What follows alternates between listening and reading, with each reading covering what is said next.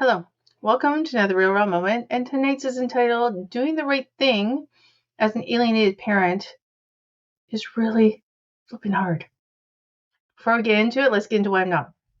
I'm not a doctor, lawyer, therapist, or any other accredited body that can be used in your case. I'm simply a two-time alienated parent, been in and out of the court system for over a decade, and I'm very familiar with narcissistic abuse, coercive control, and all sorts of other things that go along with parental alienation. As the internet likes to say, this is for informational and or educational purposes only. I agree with the internet. Take this for what you will, as gospel, education, information, or just move on if you don't like it. I love doing these videos because they get conversations going. And I welcome all opinions. You don't need to agree with me. What you do need to do is be respectful and mindful that people here, including myself, are experiencing parental alienation and are hurting. So please be kind. And please, I will not tolerate any racial, gender-based, anything else-based, angry posts or comments. All right. I think we all know the drill. All right, let's get into it. Doing the right thing in parental alienation when you're an alienated parent is really, really hard. And I'm going to dive into a story. I want to share something that I went through and did over the past 48 hours. I'm going to preface it with saying that my situation is different than many in the sense that not as different. My family is a split alienated family. The more I talk about it, the more I find out that this is not uncommon. My alienated child, I have two children. One's with me. My alienated child is with my core alienator. And no, the child with me is not alienated. Right? You see how this is already complicated? You might want to get paper out, a pen, timeline, take notes, rewatch. It gets a little confusing, even for me, when I'm the one who's living it. So I'm going to tell this story keeping that in mind. So let's just get into it. I've been alienated from my son, who's now 9, as of last week, for 3.5 years. It'll be 4 years in May of this year. Hard to believe. In turn, I have had our daughter with me since August of 2021. So let's call it a split. Now, the circumstances under which my son is with my core alienator versus our daughter with me. I just realized I'm going to speak out to this for just a second because this is important. I just caught myself. I said my son is with my core alienator. But I said our daughter. I want to rephrase that. Our son is with my core alienator. Our daughter is with me. I do believe that language is important, and we can get really lost in the sauce of being possessive, using our children as possessions, and this is where alienation comes from. So I always want to be really mindful and catch myself doing that. Our son is as much ours as our daughter is ours. So there you go. There you go. Welcome to Real Raw Moments. They're not scripted. Okay, let me get myself back on track now.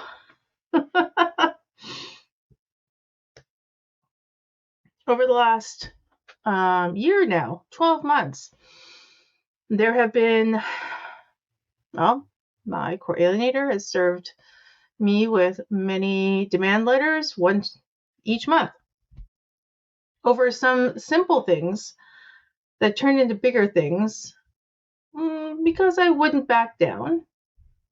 And that's all I'm really going to say on that, because as I'll advise anybody, don't try your case in the internet. In that period of time, let me talk about real raw moments. My brain just went like 5 different directions. I don't have a script for this. I'm trying to think of the best way to phrase this for what has gone on over the past 24 hours, which is the point I want to get to as to why. Okay.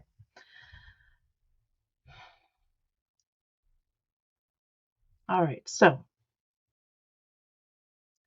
our daughter, who is with me and has been since August 2021, experienced severe trauma.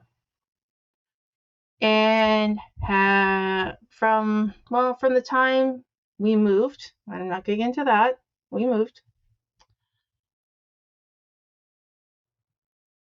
About a month or two after, so September, October 2021, cracks started to show.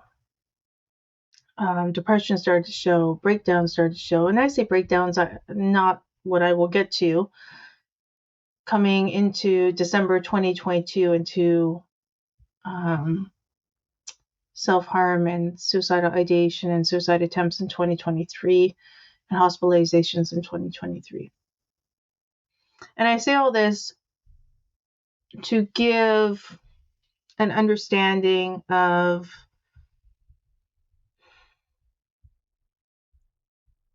why doing the right thing in alienation is really, really difficult. Okay. Man, in my mind, I've done this video in my head. When I do the videos, just hits different. Since January 2023 in particular, I have been the sole caretaker for our daughter, who has not been able to return to school, who has not been able to function in life. I've been her, everything to ensure she got the help she needed through hospitalizations, through all sorts of things, through therapy and exposure therapy at home and rehabilitation and all sorts of things. And so here we are in January 2025. Crazy to say. And since January 2024,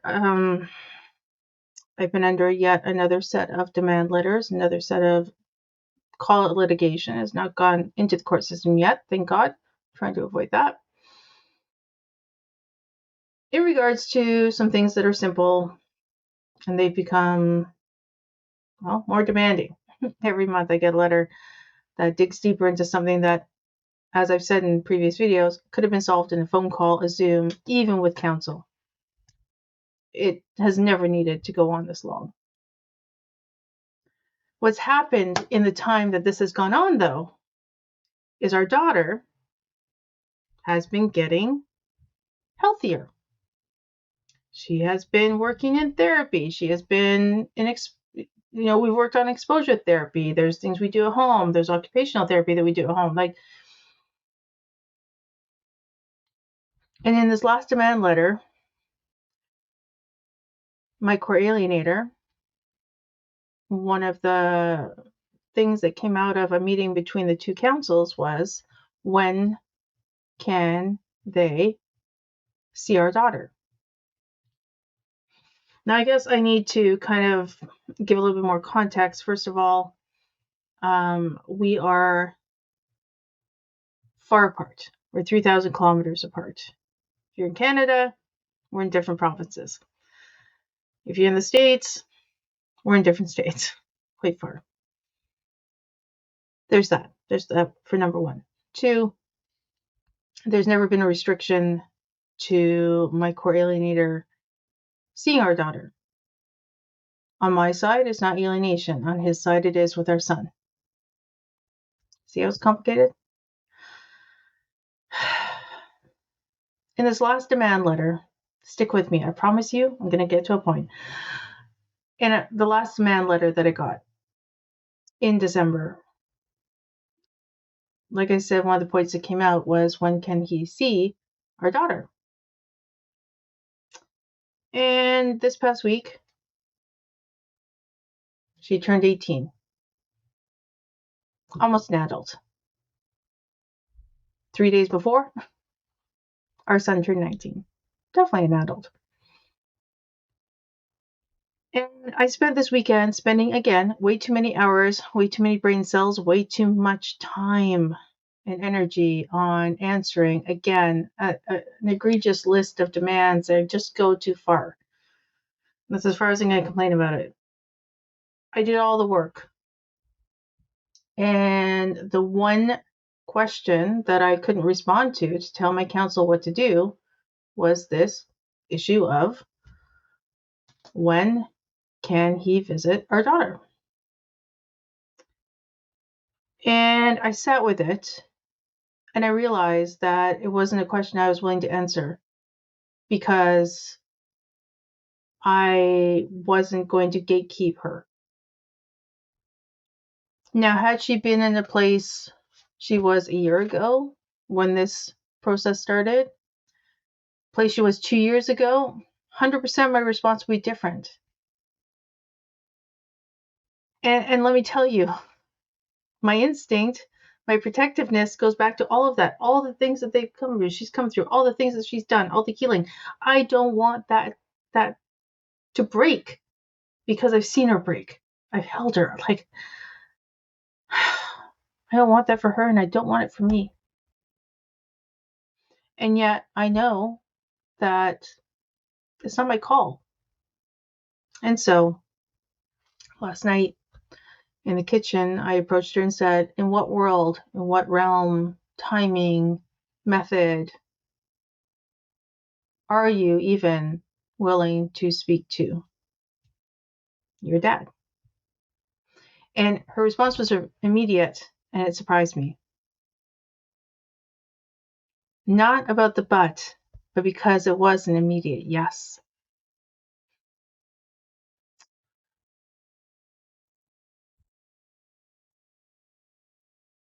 See, here's the thing about when you're in a situation like this. I think as a parent, it doesn't matter if you're in alienation or not. You have a traumatized child, and you're literally asking them how they want to respond to somebody who's hurt them. In my mind, I wanted to be, well, hell no, I don't want this, I want that. I also have nurtured her, educated her, instructed her, showed her, modeled behavior that directly, it's no surprise she answered the way she answered.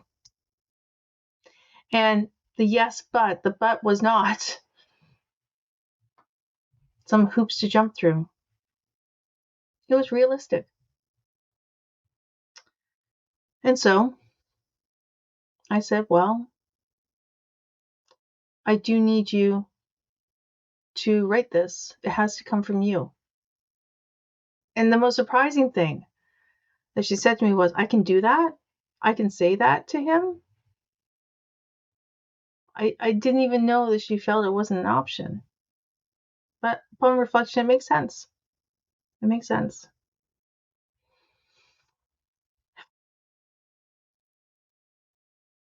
Later on, I received a copy of the email.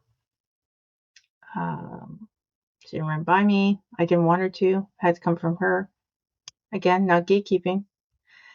And I was so impressed and proud of her for setting boundaries and speaking her mind in a way that was actionable and loving and compassionate towards somebody that really hurt her. And I think the most surprising thing, and not surprising, because the child always wants the parent, is the words that she wrote and the way she signed it with a nickname that's just between the two of them, which shows me that though this was one of the hardest things to do, to let her fly, to let her take the reins in something I've been protecting her through and nurturing her through for so long, is the right thing to do because it's her right and it's time. What are your thoughts on this? Have you dealt with this? Comments below.